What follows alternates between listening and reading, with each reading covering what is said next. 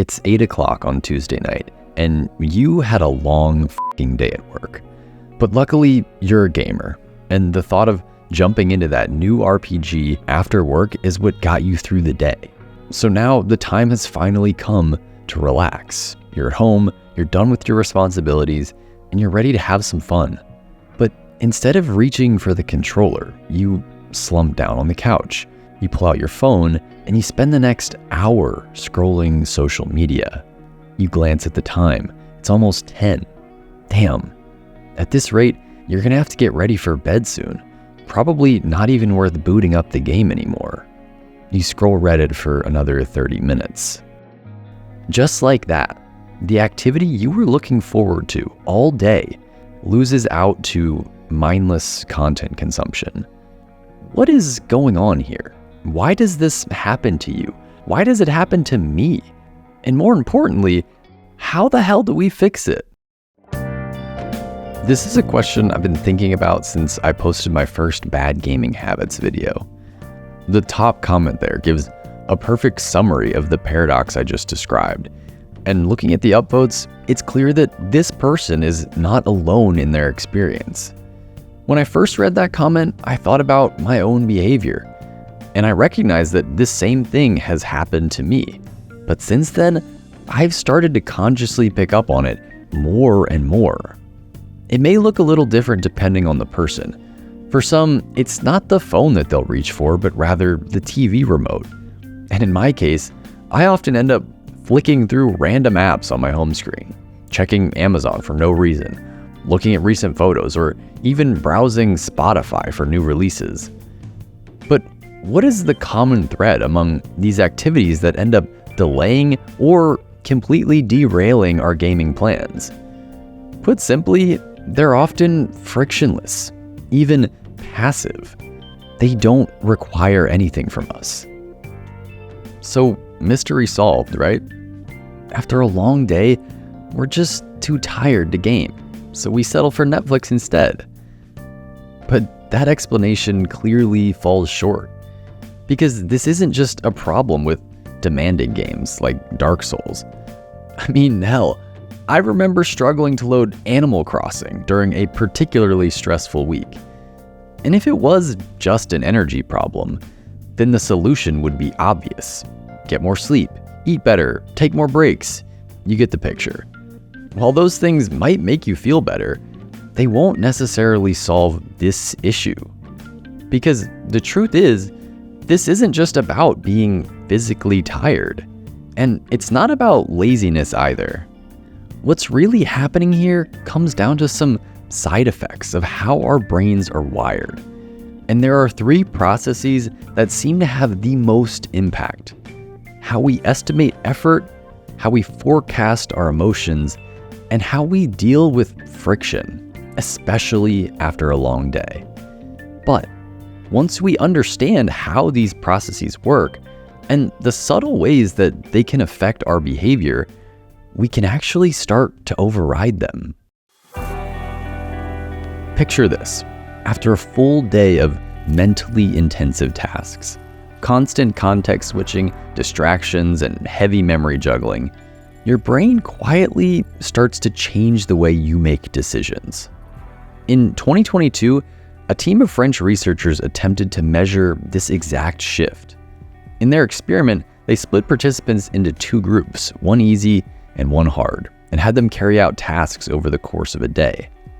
As the day progressed, the group challenged with doing the harder mental work gradually started favoring quicker, easier rewards over the bigger, delayed ones they were offered. They weren't consciously giving up, because performance in that group stayed consistent. But something under the surface had clearly shifted. Their pupils stopped reacting as much, a subtle sign that their brains were investing less effort. And deep in the region responsible for self-control, a chemical called glutamate began to build up.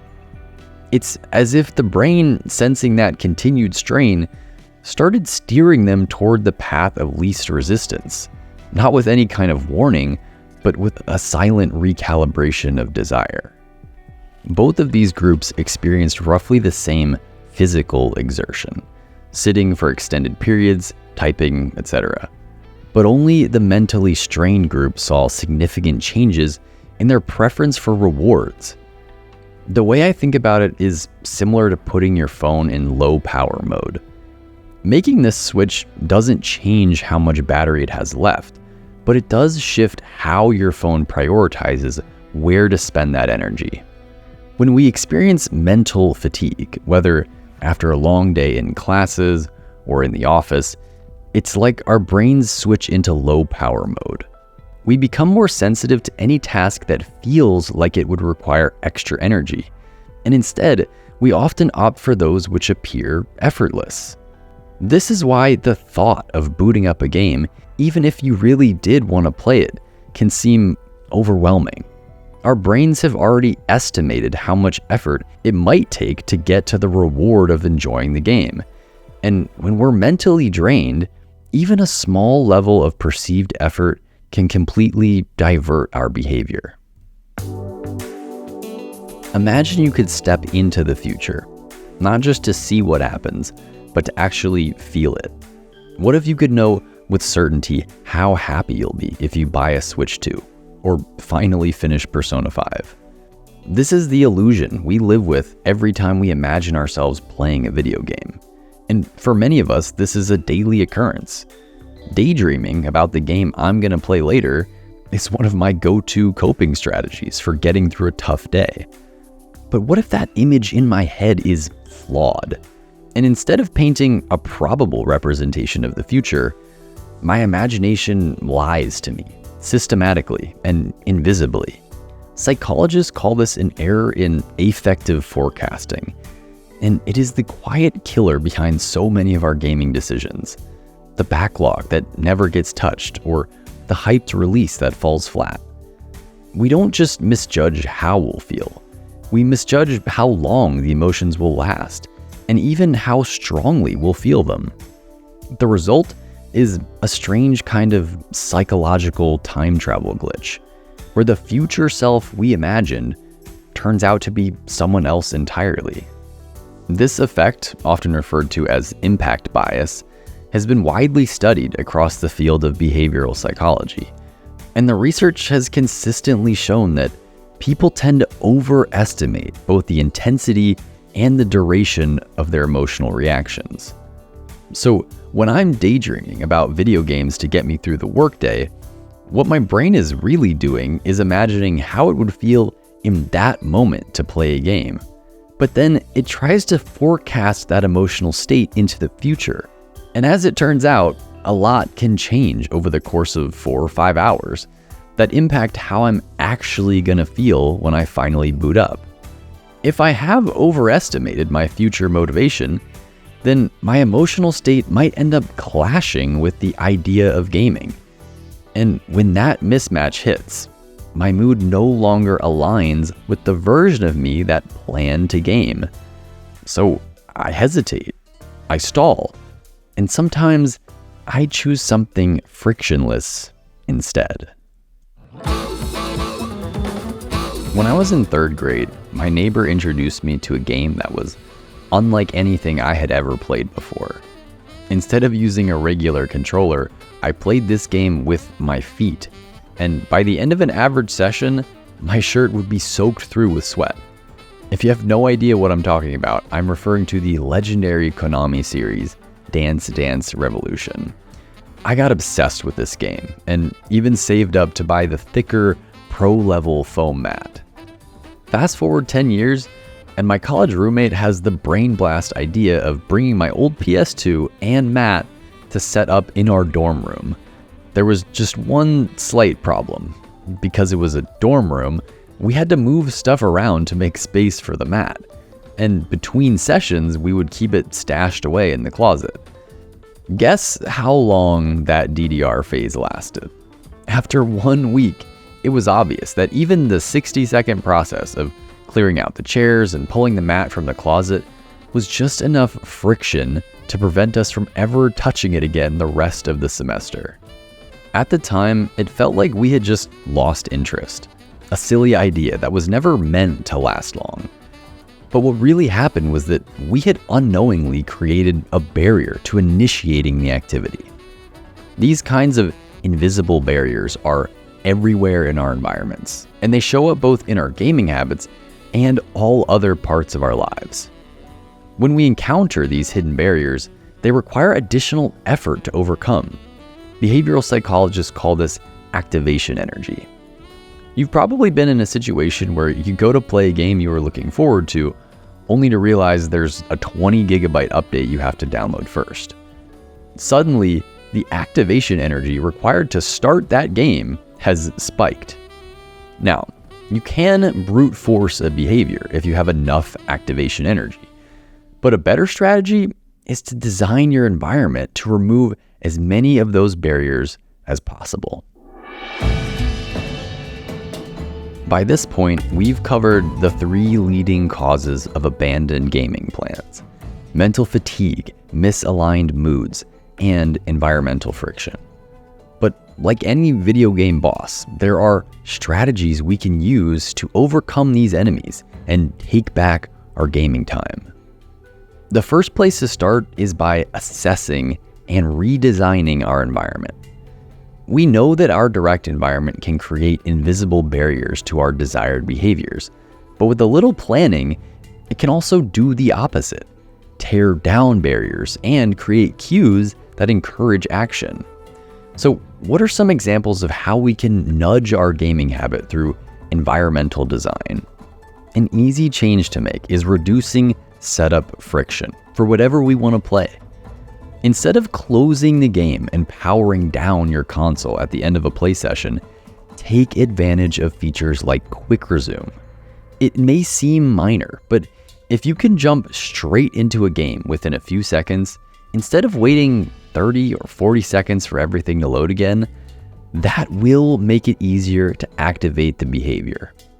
I now do this on all of my systems, and to make it even more effective, I try to end my play sessions in the middle of the action, like literally mid-run in Hades. That way, the instant I start playing, I'm already having fun. Other environmental changes you can make have to do with your physical space. For example, keeping your controller visible and easily accessible from wherever you typically play. And conversely, leaving your phone in a backpack or in a different room to resist the urge to scroll. Even these small visual cues can be enough for your brain to initiate or avoid a behavior. Another important decision I made a few years ago was to move my consoles from my TV to my computer monitor, which sits on my desk. This makes it so that I can't accidentally watch TV instead of playing a game. TV happens on the couch, gaming happens at the desk.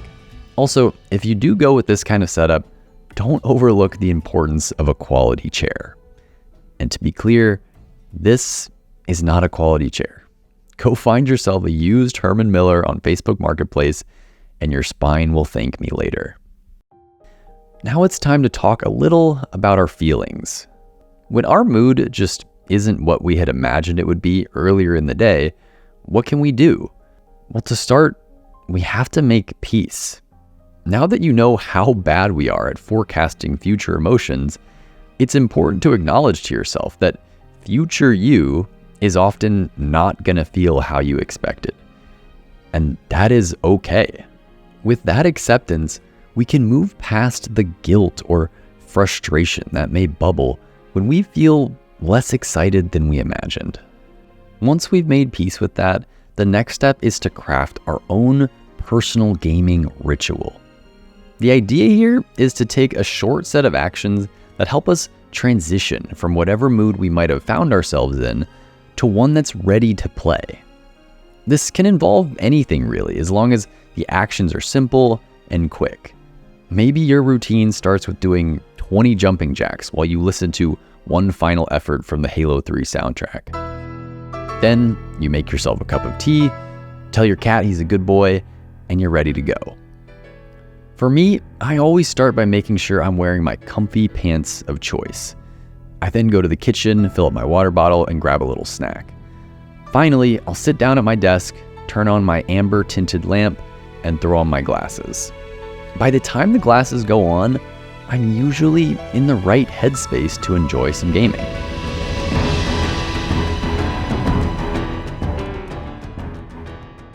But what if I'm still not feeling it by that point? Even with my environment optimized and my gaming ritual complete, I find myself staring blankly at the screen.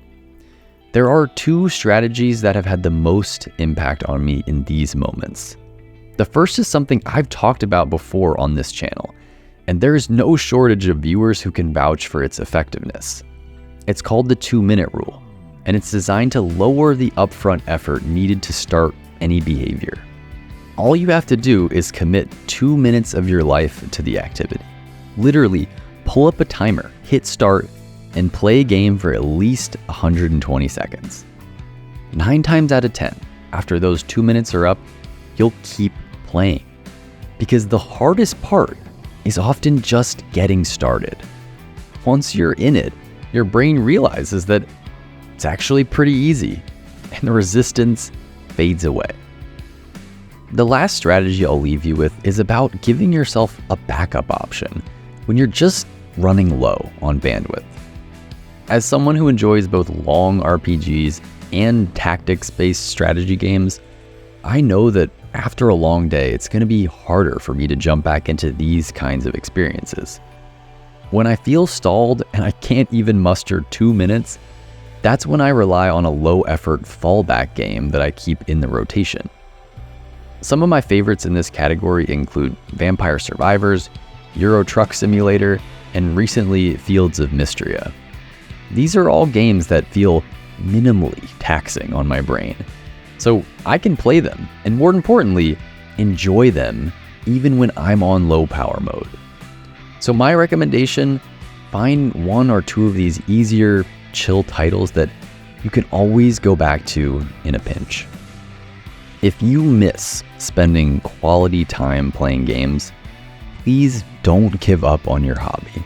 I promise you, it is a solvable problem, so long as you understand the root causes and you're open to trying a couple of these new approaches. I really hope this information was helpful for you guys. And let us know in the comments if you have any other effective techniques that other viewers may benefit from. As always, if you enjoyed the video or you learned something today, don't forget to leave a like on the way out. I'll see you guys in the next ones.